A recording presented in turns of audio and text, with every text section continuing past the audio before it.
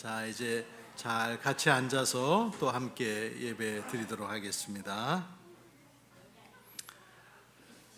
우리 교회는 어린이 주일과 또 성탄절에 유아 세례를 베풀곤 했는데 오늘 유아 세례를 받는 아기가 한 명도 없지요. 지금 아이들이 사라지고 있다 사람들이 말하고 있습니다. 그래서 어린이 놀이터에 가도 어린이가 없고 또 학교에도 어린이가 적어지고 또 교회에서도 어린이들이 점차 사라지고 있습니다. 13년 전에 제가 어린이 주일에 설교를 드릴 때 우리나라 출산율이 1.23명이라서 큰일 났습니다. 이렇게 제가 13년 전에 말씀을 드렸는데 그로부터 13년이 오른 지금은 아시다시피 합계 출산율이 0.72명이고 내년에는 0.6대로 내려갈 것으로 예측하고 있습니다. 전문가들이 계산한 계산법을 보니까요, 합계 출산율이 0.7명이라는 뜻이 뭔가?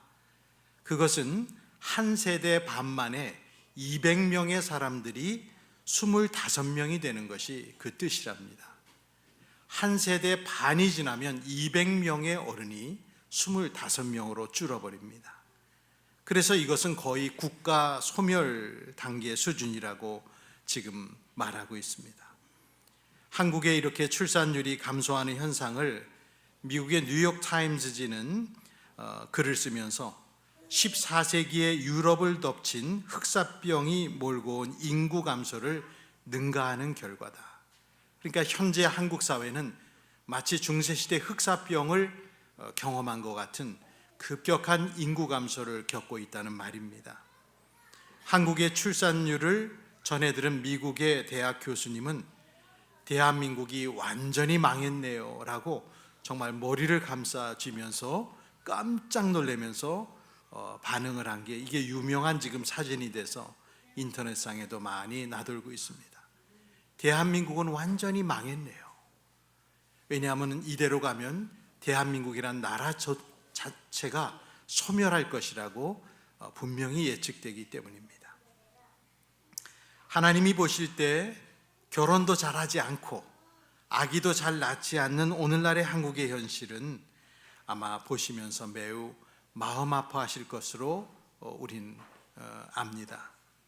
하나님은 자식을 낳고 번성해서 온 땅에 퍼져 다스리면서 살라 말씀하신 분이기 때문이죠.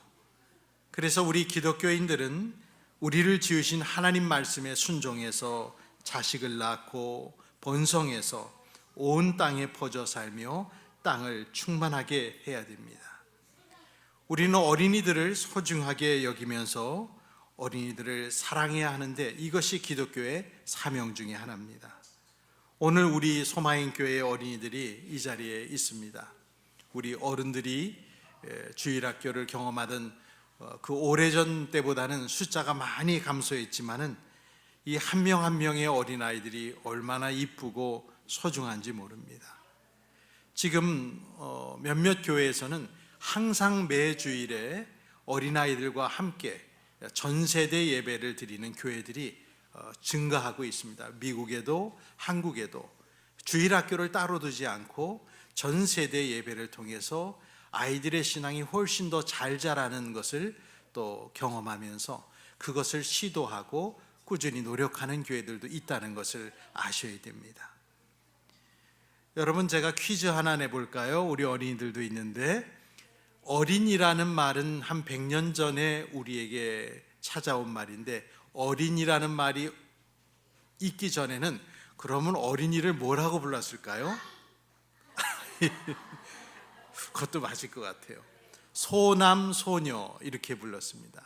소남 소녀 혹은 소년 남녀 이렇게 글을 쓰고 부르기도 했습니다. 지금 우리들이 사용하는 어린이라는 말을 누가 만들었는가는 아실 겁니다. 어린이 인권운동가였고 독립운동가였던 소파 방정환 선생님이 어린이라는 말을 1920년대에 처음 쓰셨는데 소파 방정환 선생님의 호가 소파라는 것은 작은 물결 그런 뜻입니다. 왜 방정환 선생님은 자기 호를 그렇게 졌는가 하면 아이들의 가슴에 잔잔한 물결, 소파를 일으키는 사람이 나는 되고 싶다라는 뜻에서 소파 방정환이라 그렇게 호를 지었습니다. 1920년대에 어린이라는 말을 처음 쓸 때만 해도 사람들이 너무 생소해서 신문에 어린이 이렇게 적고서는 괄호, 소년 이렇게 뜻을 적어줘야만 사람들이 알아들었다고 합니다.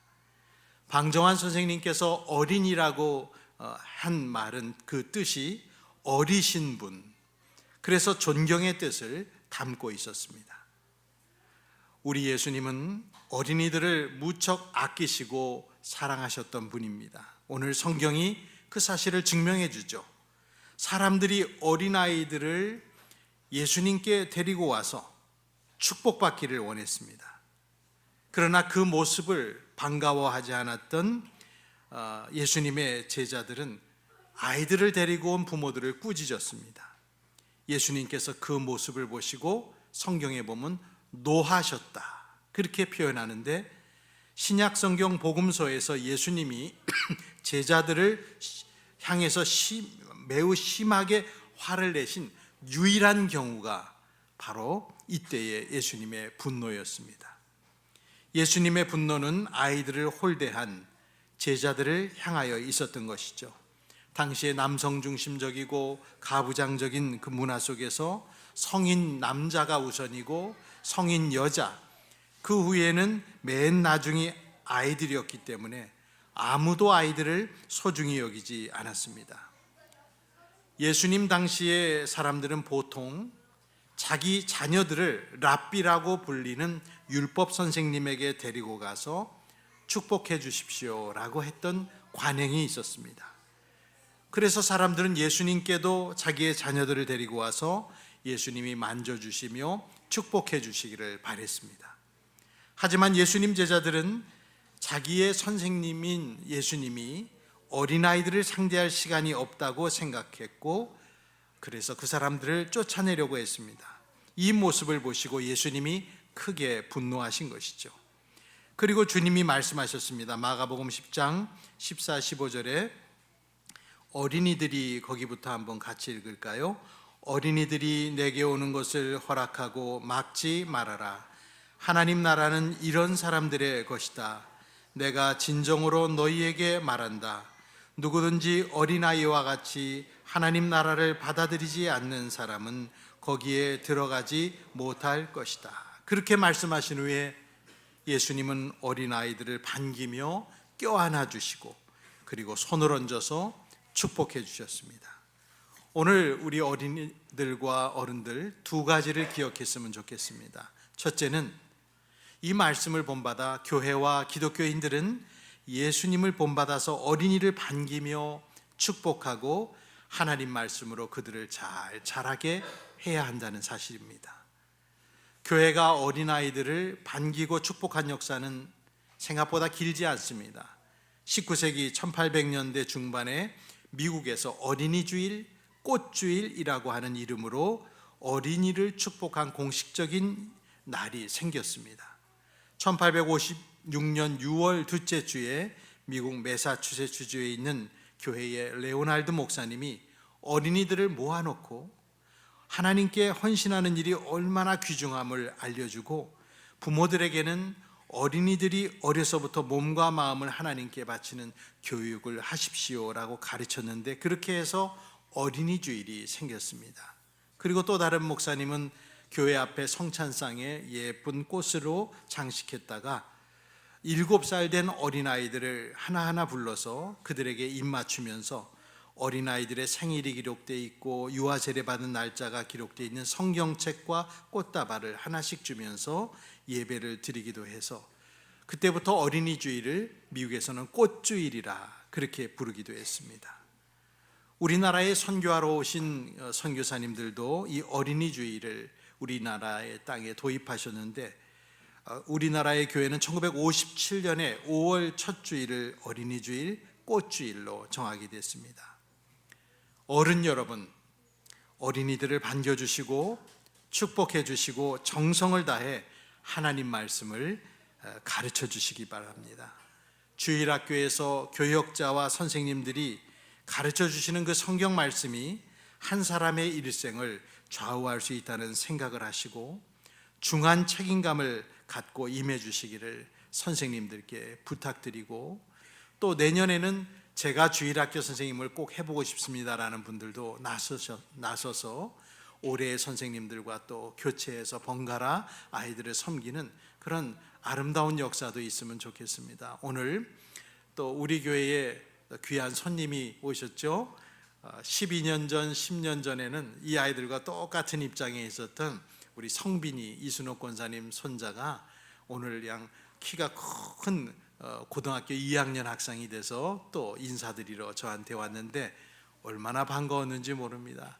성빈이가 어렸을 때는 교회 오면 항상 제 방에 먼저 들어와서 목사님 안녕하시냐고 인사를 꾸벅하고 늘 그렇게 갔던 아이가 지금은 고등학교 2학년이 되어서 정말 늠름하게 변했습니다. 그것이 우리 선생님들의 보람이 아닐까 생각합니다.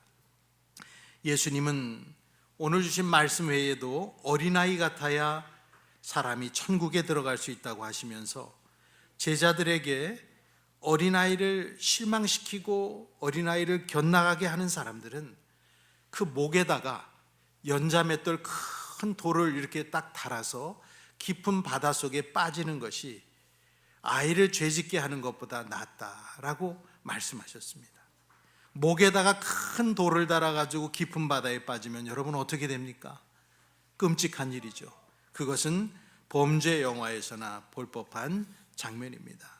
그런데 예수님은 비교하면 어린아이를 죄짓게 하는 사람은, 그래서 공동번역에는 어린아이를 죄짓게 하는 사람은 이라고 실족하면이라는 단어를 그렇게 번역했는데, 그런 처벌을 받아도 될 만큼 큰 죄인이 된다라는 것이 예수님의 말씀의 뜻이죠. 어린아이들을 죄에 빠뜨리는 어른들의 행동은 굉장히 많습니다. 힘없는 어린이들을 학대하고 제대로 된 보살핌과 양육을 받지 못하게 하고 어른들의 부속품인 것 마냥 다루고, 심지어 어떤 나라에서는 어린아이들을 사고 팔고 돈으로 거래하며 이 아이들을 데려다 아동 노동 착취를 하는 나라가 있습니다. 고사리 같은 손으로 이 아이들이 벽돌을 찍어내고 광산에서 돌을 깨고 나이키 축구공을 바느질하고 어른들도 하기 힘든 일들을 하고 있습니다. 어느 나라에서는 아이들이 나이키 축구공을 가지고 볼을 차지만 이 아이들은 이 공을 만들기 위해 바느질을 하는, 정말 고사리 같은 손으로 고생하는 이 아이들 때문에 전 세계적으로 이런 상황이 반향을 불러일으킨 적도 있었습니다. 저 손으로 저렇게 벽돌을 찍어내고 고된 노동에 시달리고 있는 것이죠. 사람이 어린 시절에는 바른 가르침을 주어서 옳고 그름을 분별하게 가르쳐줘야 됩니다. 꼭 지키고 살아가야 될 하나님의 진리를 배우며 하나님을 공경하는 사람이 되도록 어른들이 도와주셔야 됩니다.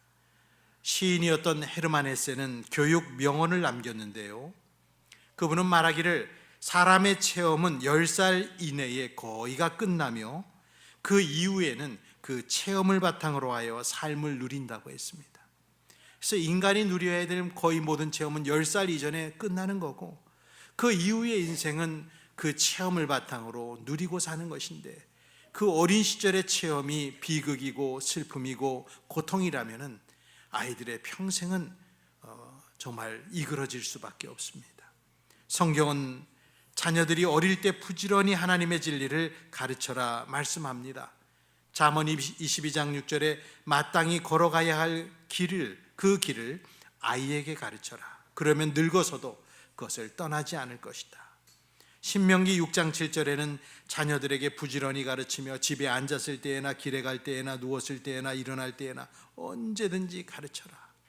그래서 저렇게 유대 소년이 성경이 적힌 가죽띠를 팔에다가도 매고, 또 어떤 이는 머리에다가도 이렇게 묶어 매고 성경을 외우고, 이것을 유대인들은 지금도 많이 하고 있습니다. 이렇게 자녀들에게 성경을 가르치기 위해서는 먼저 부모된 사람이 그 말씀을 먼저 마음에 새기라고 신명기 6장 6절은 말씀합니다. 부모가 마음으로부터 따르는 하나님의 진리란 자연스럽게 가르침을 통해서 교육되게 마련이기 때문이죠. 혹시나 여러분들의 가정은 자식들에게 먹고 입고 쓸 것만을 제공하고 영적인 양식은 제공하지 않는 가정이 아닌지 돌아보시기 바랍니다. 열심히 먹을 것, 입을 것, 쓸 것을 채워주면서 그 아이들이 영악한 악인이 되도록 내가 만들고 있는 것은 아닌지 생각해 보셔야 됩니다. 사람은 떡으로만 사는 존재가 아니라 하셨습니다. 그래서 에베소 6장 4절에 말씀하십니다. 또 아버지 되니 여러분의 자녀를 노엽게 하지 말고 주님의 훈련과 훈계로 기르십시오 라고 하셨는데, 이 하나님의 말씀을 무시하게 된다면 훗날 내 몸에서 난 내 자식을 전도해야 되고, 그리고 내 자식을 기독교로 개종시켜야 하는 험난한 길이 기다리고 있을 것입니다. 기도해서 천박하게 된 영혼이 이 세상에 있습니까? 성경 많이 읽어서 인생을 망친 사람이 있습니까? 주의를 거룩하게 지켜서 그릇된 길을 간 사람이 있습니까? 여러분들의 자녀를 주님의 정신으로 교육하고 훈계하며 잘 기르시기를 축복합니다. 두 번째로 기억할 것이, 우리는 예수님의 말씀을 따라 교회와 우리 기독교인들은 어린아이와 같이 하나님의 나라를 받아들이는 사람이 되셔야 됩니다. 예수님은 어린이들이 가까이 오는 것을 허락하시며 천국은 이런 사람의 것이라 말씀하셨는데, 도대체 어린아이가 된다는 것이 무엇을 의미해서 그렇게 말하셨을까요? 어린아이에게는 많은 특성이 있습니다. 그 중에 무엇을 말씀하는 걸까요? 마태복음 18장을 참조해 보면 조금 더 주님이 뜻하신 바에 가까이 갈 수 있는데, 어린아이 한 명을 불러서 제자들 가운데 세우시고, 예수님은 제자들에게 뭐라고 하셨냐면, 마태복음 18장 4절 말씀에 그러므로 누구든지 이 어린이와 같이 자기를 낮추는 사람이 하늘나라에서는 가장 큰 사람이다. 그래서 예수님은 무엇보다 자기를 낮추는 겸손을 어린이의 특징으로 말씀해 주셨습니다. 지금 우리 가운데 있는 어린이들을 한번 보시기 바랍니다. 뭐가 속에 삿된 게 있나, 아니면 음흉한 아이가 있나, 아니면 이중적인 마음을 쓰고 누구를 조롱하려는 마음을 가진 아이들이 있나 찾아보면 그런 아이들은 없습니다. 아이들은 순수하고 자연스럽고 권위에 복종할 줄도 압니다. 어제 오후에도 손님이 찾아왔는데요, 우리 교회에 우리 정현이와 정진이 두 형제가 찾아오셨습니다.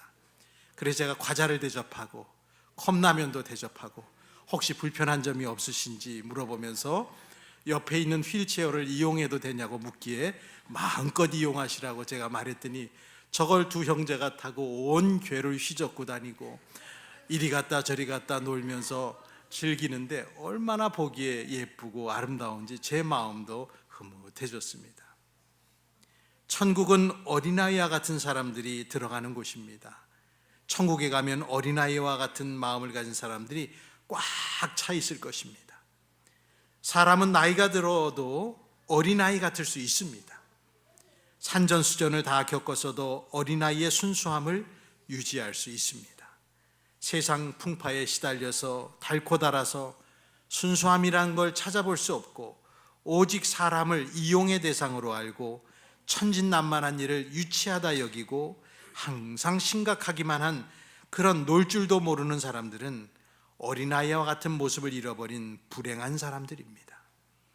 예수님은 어린아이와 같이 하나님의 나라를 받아들이지 않으면 하나님의 나라 천국에 들어갈 수 없다라고 제자들에게 오늘 말씀에 보면 화를 내시면서 얘기를 하셨습니다.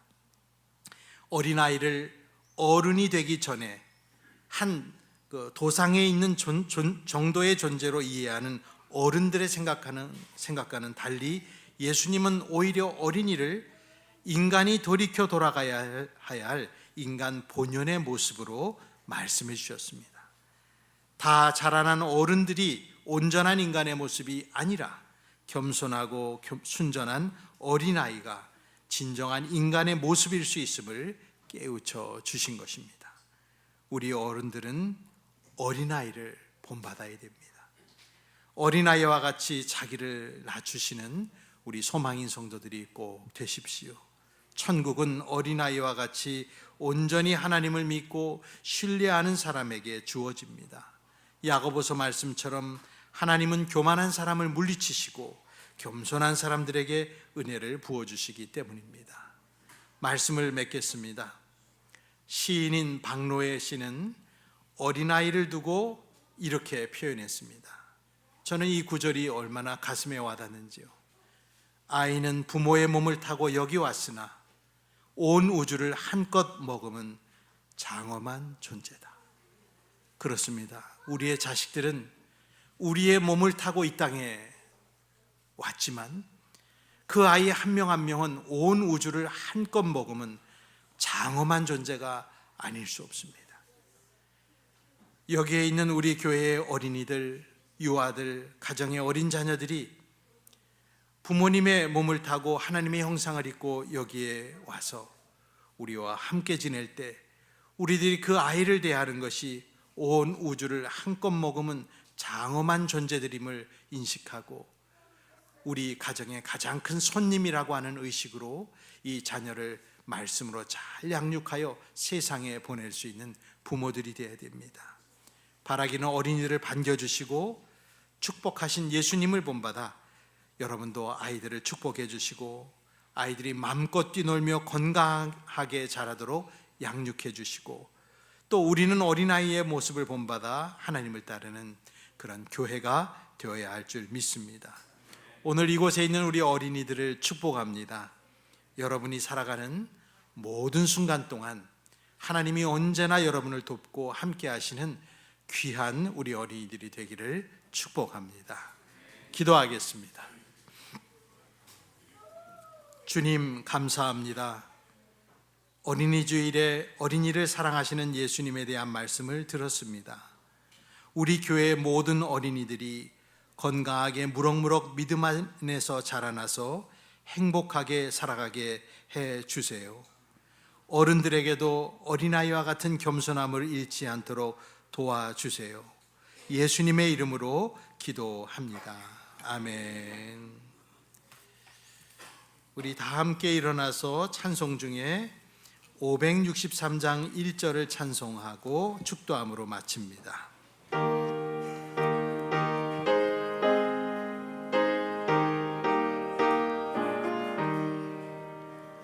예수 사랑하심을 성경에서 배웠네.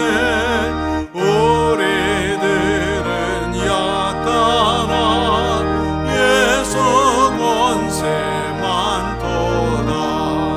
날 사랑하심 날 사랑하심 날 사랑하심 성경에 쓰였네. 아멘.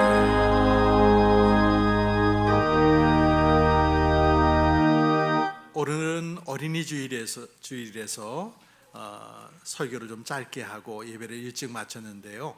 오늘 꼭 식사 나누시고 아이들을 축복해 주시고 또 아이들은 또 아이들만의 시간을 가지면서 오늘 한껏 즐거워할 수 있는 시간이 되었으면 좋겠습니다. 우리 마지막으로 우리 아이들을 사랑하라 하신 주님의 명령을 따라서 우리 아이들을 사랑합니다. 우리 한번 우리 아이들을 향하여 어른들이 축복해 주셨으면 좋겠습니다.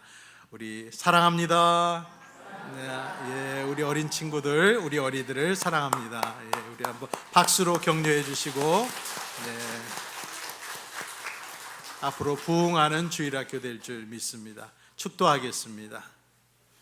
이제는 우리 구주 예수 그리스도의 은혜와 하나님 아버지의 풍성하신 사랑과 성령님의 은총이 오늘 어린이 주일을 맞이하여서 예수님처럼 어린이들을 반기며 그리고 어린이처럼 겸손하게 주님을 따르기를 마음에 다짐하고 돌아가는 여러 성도들과 또 소중하고 귀여운 우리 주일학교 아동부의 모든 어린이들과 또 유아들 위해 영원토록 함께 있을지어다.